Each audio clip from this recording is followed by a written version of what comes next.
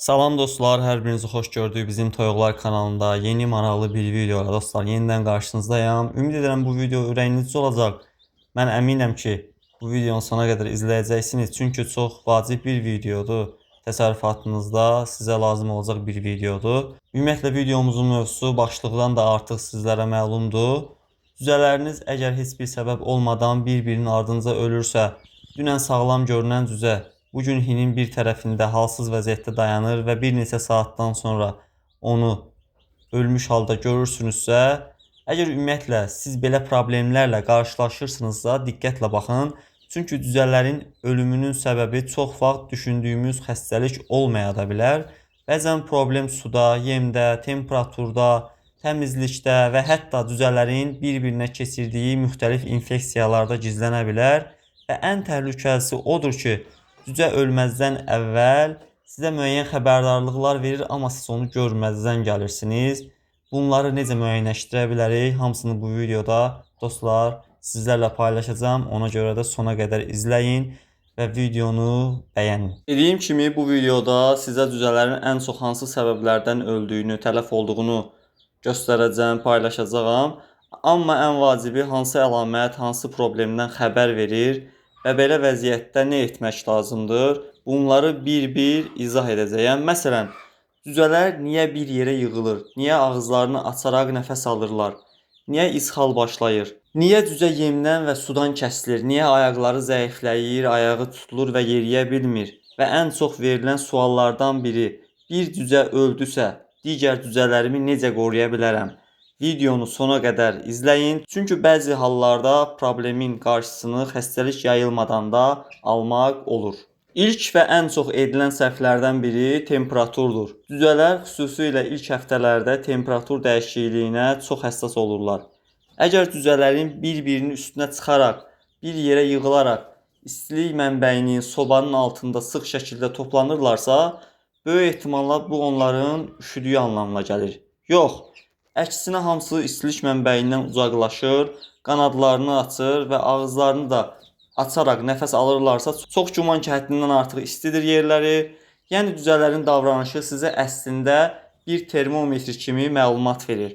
Burada əsas məsələ yalnız temperaturun neçə dərəcə olması deyil. Cücələrin yaşına uyğun temperaturu təmin etmək, cücələri soyuq hava axınından qorumaq və temperaturun birdən-birə dəyişməsinə icazə verməmək lazımdır.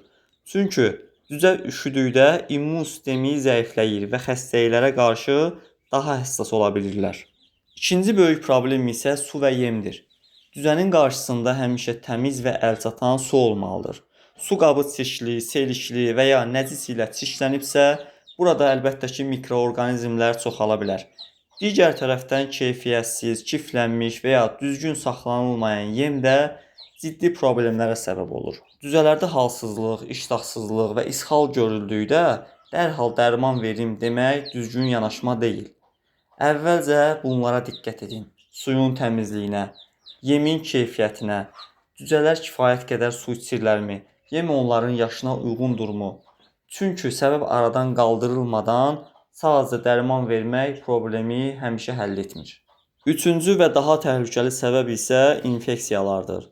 Xüsusilə bir neçə cücədə eyni vaxtda halsızlıq, iştahsızlıq, ishal və ölüm başlayırsa, bunu ciddi qəbul etmək lazımdır. Nəcisin rəngi və görünüşü də sizə müəyyən ipucu verə bilər. Sulu ishal, yaşıl rəngli nəcis, qanlı nəcis və ya çox pis qoxulu nəcis müxtəlif problemlərlə əlaqəli ola bilər. Amma burada çox vacib bir məqam var. Təkcə nəcisin rənginə baxaraq xəstəliyə dəqiq diaqnoz qoymaq olmaz. Çünki oxşar əlamətlər müxtəlif xəstəliklərdə də görülə bilər. Əgər ölüm halları artırsa, xəstə cüzəni sağlamlardan ayırmaq, təmiz su və uyğun yem təmin etmək və mümkün qədər tez baytar həkimdən düzgün diaqnoz almaq lazımdır. Bəzən cücələrin ölümünün səbəbi xəstəliklərdən əvvəl başlayan saxlanma şəraitindəki səhvlər olur. Çirkli altlıq, rütubət, havasızlıq, kəskin temperatur dəyişməsi, sıxlıq və çirkli su qabı. Bunların hamısı cücələrin sağlamlığına mənfi təsir göstərə bilər. Və bir çox insan yalnız cücə öldükdən sonra problemləri axtarmağa başlayır. Halbuki cücə çox vaxt əvvəlcədən sizə siqnal verir. Necə siqnal verir? Yem yemir, sudan kəsilir, bir küncdə dayanır, qanadlarını sallayır, digərlərindən ayrılır və ya nəfəs almasında müəyyən dəyişiklik yaranır. Əgər bu əlamətlərdən birini görürsünüzsə, sabaha baxaram deməyin. Çünki bəzi xəstəliklər sürətlə yayıla bilir. Mənə görə bu saydığım səbəblər içində ən vacib məsələ temperatur məsələsidir. Əgər cücələrin temperaturu uyğun olmazsa, ya üşüyürlərsə və yaxud da çox istidən əziyyət çəkirlərsə, bu onların gələcək inkişafında özünü mütləq ki göstərəcək. Daha dəqiq desək, cücələrin çıxımdan sonraki temperaturu necə olmalıdır, neçə dərəcə Selsi olmalıdır? İlk günlərdə, 1-ci, 5-ci günlərdə 30 dərəcənin üzəri, maksimum 33 dərəcə Selsi temperatura qədər olmalıdır. 6-10-cu günlərdə isə artıq 28-30 dərəcə Selsi civarında olmalıdır temperaturları. 11-20-ci günlərdə isə dostlar artıq 26-24 dərəcə Selsi, bunu artıq yavaş-yavaş 21 dərəcə Selsiyə qədər də düşürə bilərsiniz. Bu onlar üçün həqiqətən dediyim kimi çox önəmlidir. Yəni həddindən artıq isti olarsa, əlbəttə ki, iştahları kəsiləcək və bu da onların ölümünə gətirib çıxaracaq. Bir vacib məsələ isə cücələrə suyun, mayenin verilməsidir dostlar. Əlbəttə ki, bu havaya uyğun olaraq dəyişir həmin suyun temperaturu, isti və ya soyuq olaraq. Mən əsasən cücələrimə şirin su verirəm, şirin çay verirəm ki, daha tez mayalansınlar qidalarının yanında. Bu da onları həqiqətən də mayalandırır, daha gümrah edir, daha yaxşı vəziyyətə gətirib çıxarır. Hazırda gördüyünüz kimi mənim bəzi cücələrimin arxa hissələrində nəcis qalıntıları var. Bunun üçün də baytardan Enroflon K adlı bir preparat alıb istifadə edirəm. 1 litr suya 2 milli. İlk dəfə istifadə edirəm bu dərmandan. Əvvəllər Baytril istifadə edirdim, Baytril alırdım. Nədənsə bu dəfə bu dərmanı məsləhət gördüm. Bu dərmanı aldım və artıq bundan istifadə edirəm. İnşallah ki, yaxşı effekt alaram. Çünki narahat olurdum, cücələrimin arxa hissəsində bu nəcis qalıntıları heç də mənə xoş gəlmir. Belə aktivlikləri yerindədir, qidalanırlar, su içirlər, özü də görürsüz. Arxa hissələrindəki nəcis məni çox narahat edir. Bu, yəni müalicə olunmazsa, üstünə düşülməzsə tələfatla nəticələnə bilər. Çox görmüşəm, vaxtilə hətta bu toyuq saxlamaqdan da məni soyudan səbəblərdən biri olmuşdu. Sonradan şükürlər olsun ki, çoxdandır bu halla mən qarşılaşmırdım. Heç bir cüzəmdə belə hal olmurdu. Nədənsə bilmirəm, cücələr yay ilə əlaqədar olaraq zəifdirlərmi, nədirlər, həzm sistemləri hələ tam formalaşmadığından belə problemlər çıxır ortaya. Hazırda dediyim kimi Enroflon K-dan istifadə edirəm. Aranızda istifadə edənlər varsa, zəhmət olmasa rəy bölməsində qeyd etsin, effekti necədir, davam edək, yoxsa başqa dərmana, başqa metodlara əl ataq. Bir məsələ dostlar, yemlənmə məsələsidir. Mən ilk çıxan cücələrimə yumurta qaynadılmış verirəm. Və əlavə olaraq gördüyünüz kimi burada bir nömrə cücə yemimiz var. Onu da belə yerlərinə səpirəm, gedib gəlib didirlər, yeyirlər. Yəni gün ərzində boş keçmir vaxtlar. Çünki qapalı şəraitdədirlər. İstəmirəm ki, zəif düşsünlər.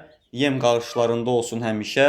Yumurtanı isə gündə 3 dəfə adətən verirəm bunlara, cücələrimə və bu metodla həqiqətən də cücələrimin inkişafı daha yaxşı gedir. Sizlər hansı üsullardan istifadə edirsinizsə, şərh bölməsində qeyd etsəniz, bizimlə paylaşsanız əla olar.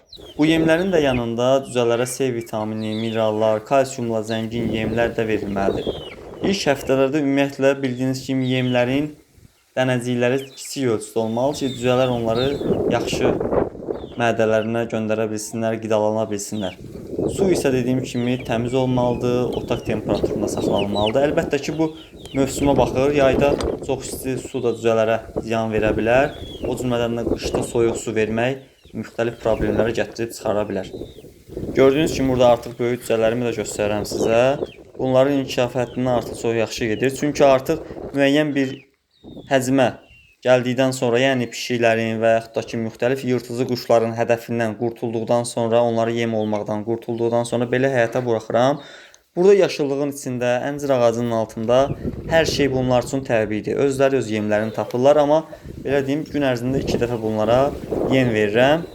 Yaşıllığın içindədirlər, həşəratlarla qidalanırlar. Bit-birədən təbii özlərini eşələnməklə, burada qum da var, dəniz qumu da var, digər tərəfdə eşələnirlər, özlərini qoruyurlar. Yəni hər şey təbii şəkildədir. İnkişafları da görmüş olduğunuz kimi yerləri sərin olduğundan inkişaflar da şükürlər olsun ki, yaxşı gedir. Onu da dedim ki, bu düzələrimizə heç bir kimyəvi dərman verməmişəm. Təbii şəkildə böyüyürlər dediyim kimi. Sadəcə olaraq sirkəli su verirəm hələ ki. Bu da onları müxtəlif xəstəliklərdən qoruyur. Həm də açıq havadadırlar. Müxtəlif çöl quşları ilə, müxtəlif belə deyim, heyvanlarla istər-istəməz ünsiyyətdə olurlar. Onlarda müxtəlif xəstəlik keçə bilər. Sirkəli suyu da ona görə verirəm ki, immun sistemləri güclü olsun, xəstəliklərdən qorusunlar. Hələ ki, hər şey şükürlər olsun ki, qaydasındadır. Belə deyim, bu düzələrlə artıq həmin o təhlükəli yerləri keçmişik, özlərini möhkəmləndiriblər, tutublar, belə deyək. Artıq xəstəliklərə qarşı dözümlüdürlər. Ümumiyyətlə, mənə görə düzələr nə qədər qapalı şəraitdə qalsalar, onların immun sistemi o qədər zəif olur. Çünki ətrafdakı təhdidlərlə nə qədər çox təmasda olsalar, orqanizmləri bir o qədər həmin təhdidlərə qarşı öyrəşir, önləm almış olur. Onu da deyim ki, bu düzələrin heç bir peyvəndi vurulmayıb. Yəni ümumiyyətlə mən neçə illərdir peyvənddən də istifadə etmirəm düzələrimdə. Yəni gördüyünüz kimi açıq havada rahatlıqla gəzirlər. Şükürlər olsun ki, xəstəliklərdən də tam uzaqdılar. Bunlar əlbəttə ki, düzələrimə verdiyim təbii qidalar sayəsindədir. Yəni qida verirəm. Arpa verirəm, misal üçün toyuqlarıma, qara un verirəm. Yəni müxtəlif şəkər yemlər verirəm, düzə yemləri verirəm düzələrimə. Amma əlavə olaraq onun yanında kalsium ehtiyaclarını ödəmək üçün müxtəlif ağartı məhsulları da qarışdırıb verirəm həmin yemə. Sularına müxtəlif sirkə qatıram, soda qatıram, limon əlavə edirəm sularına. Bu da onların immun sistemini daha güclü edir və xəstəliklərdən dediyim kimi daha yaxşı qorunmuş olurlar. Belə dostlar, artıq bir videonun da sonuna gəldik. Bu həftə də maraqlı bir video paylaşdım sizlərlə. Ümid edirəm video xoşunuza gəlmişdir. Və bir şeyi bilməyinizi istəyirdim ki, bu kanalda bütün işləri özüm edirəm.